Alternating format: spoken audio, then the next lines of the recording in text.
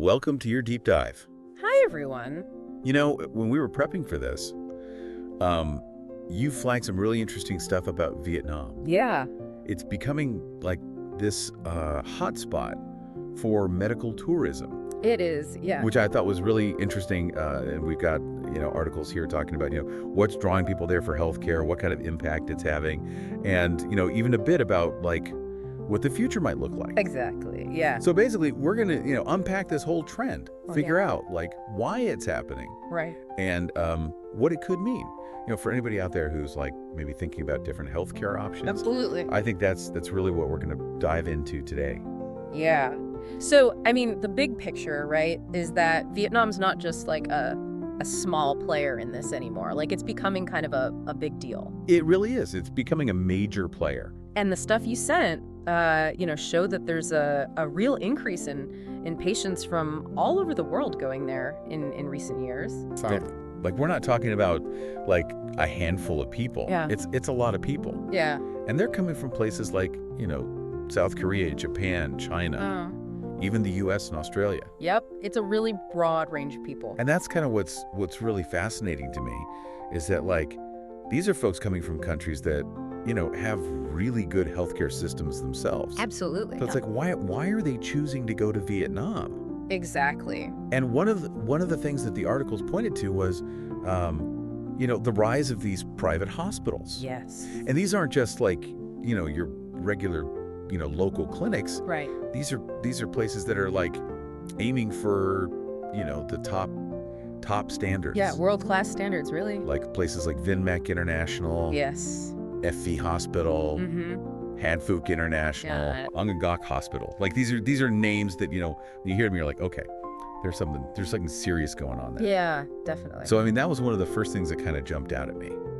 And I think it makes sense, right? Like, if you're thinking about going to another country for healthcare, you need to feel confident Yeah, that the hospitals are up to par. absolutely. And these private hospitals, they're really trying to attract international patients. Yeah. So they're investing in the facilities, the technology, and the staff. Right.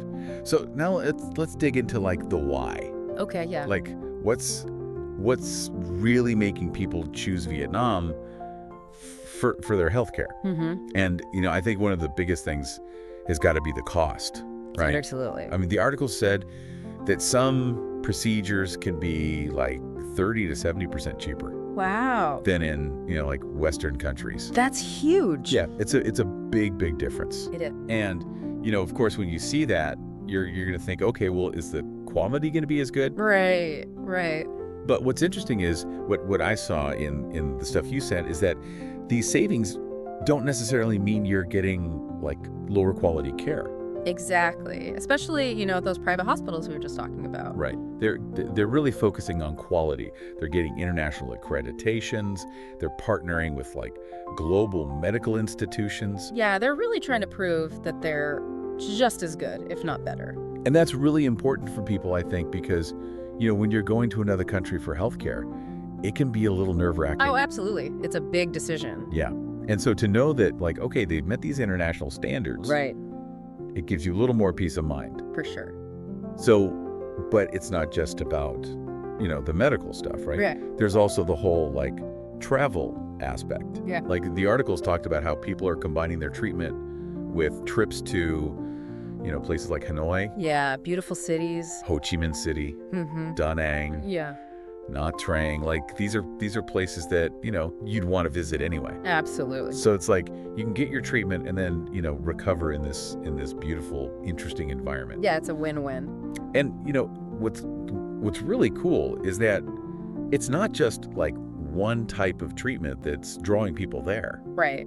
Like they're going for all sorts of things. Yeah, that's what's so fascinating. Dentistry was a big one that they mentioned. Yeah, apparently the dental care there is excellent. A lot cheaper. Right. And then, cosmetic surgery, Yeah, which I guess makes sense, right? yeah. Like if you're going to, get something done, might as well do it somewhere that's more affordable. And if the quality's good, why not?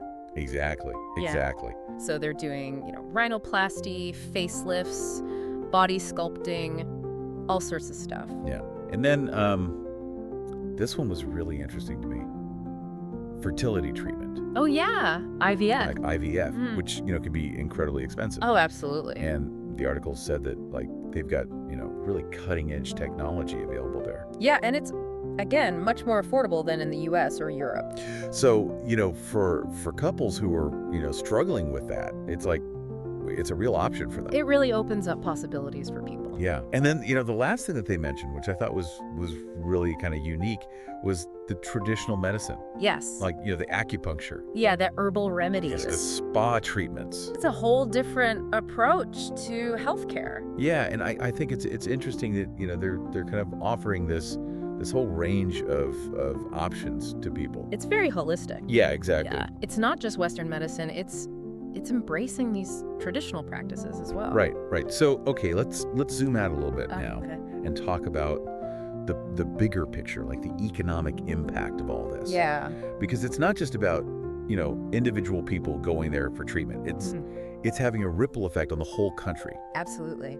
And one of the things that the articles talked about was, this booming private healthcare sector. Yes, And it's attracting a lot of foreign investment it is. from places like Singapore, South Korea, Japan. Yeah, they're seeing the potential and they're investing in it.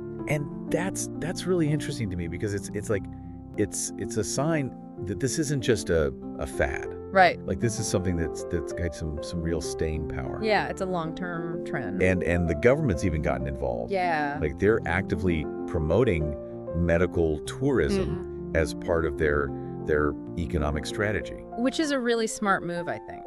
Yeah, I mean, it's bringing in money, it's creating jobs. It's helping to improve the overall healthcare system. Yeah. And they're not just, sitting back and letting it happen. Right. Like, they're investing in, digital healthcare medical infrastructure. Yeah, they're modernizing the whole system. Yeah. And they're even, using AI in some of the hospitals. Which is amazing. Wow. Like, that's cutting edge stuff. Yeah, it's really impressive. And, the articles even compared Vietnam to, like, those established medical tourism hubs like Thailand and Malaysia. Yeah. And the feeling I got was that Vietnam's, like, really trying to position itself as a leader in this field. Oh, absolutely. And they're catching up fast, They're very ambitious. which is great, right? Yeah, absolutely. Because it means that there's competition, Right. which is good for the patients. Yeah. Because it means that, they're all trying to offer the best services, the best care. Yeah, it pushes everyone to improve. So, okay, so it's not all, sunshine and roses. Right. Like, there's some challenges. There are. And one of the things that the articles brought up was, the bureaucratic hurdles. Yes. Like, getting visas, dealing with insurance coverage. Right. Especially if you're coming from another country. Exactly. Those are things that people need to be aware of. Yeah, and it's not always easy to navigate those systems. No, it can be tricky. So that's definitely something to keep in mind. Yeah. And then another thing that they mentioned was the consistency of service quality. Right. Like, while those top-tier hospitals are great, Yeah. there are some smaller clinics that, maybe aren't quite up to international standards yet. Yeah, that's true. So it's really important to do your research. Absolutely. You can't just assume that every clinic is going to be the same. Right. You need to check their credentials, their accreditations. Yeah, definitely. Read reviews. Yeah. And then the last thing that they mentioned was, the whole issue of medical licensing and trust. Yeah. Like, making sure that the doctors and the medical professionals are properly qualified Right. and that Right. there's transparency in the system. Which is so important. Yeah. Because if you don't trust the system, you're not going to feel comfortable going there for treatment. Right, exactly. So it's something that Vietnam is working on. Yeah, and hopefully, they'll continue to make progress in that area. Yeah. So looking ahead, it seems like the future's pretty bright for Vietnam's medical tourism. It does. Like, the article said that more hospitals are going to be seeking those international accreditations. Which is great. Yeah, and the government's going to keep investing in, digital healthcare and infrastructure. Yeah, they're committed to it. And there's this whole, like, telemedicine thing that's starting to emerge, Yes. which, could make it even easier for people to access, Vietnamese medical expertise. Absolutely. So it's really interesting to see how this whole thing is developing. Yeah, it's a fascinating case study.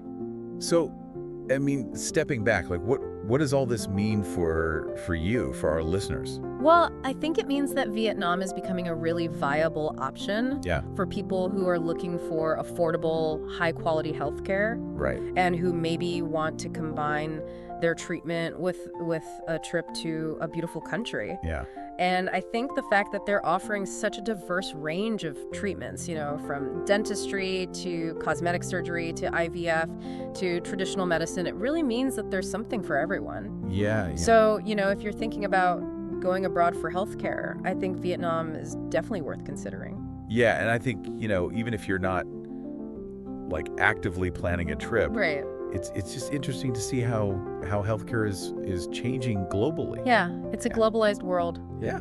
And how, countries like Vietnam are really becoming, major players. And it's a reminder that, there are options out there, Yeah. and you don't necessarily have to stick to, what's traditional or what's always been done. Right, right. So, yeah, I think it's a really exciting development. Yeah, and I think, one thing that this has kind of made me think about is, what are those specific accreditations that really matter? Yeah. Like, if you're looking at a hospital in Vietnam, Right. what are the ones that you really want to see? Yeah, that's a good question. And then, for something like IVF, like how do their success rates compare to other countries? Yeah. Like, those are things that I think would be really interesting to dig into a little bit further. Absolutely. So yeah, hopefully this has given our listeners some food for thought I hope so. and maybe inspired them to do a little bit of their own research, Yeah, definitely. because it's a really fascinating topic, It is. and I think it's only going to become more relevant in the future. I agree. So yeah, thanks for bringing this to our attention. My pleasure. It was a great discussion. Yeah. And thanks to everyone for listening. I'll catch you next time. See you then.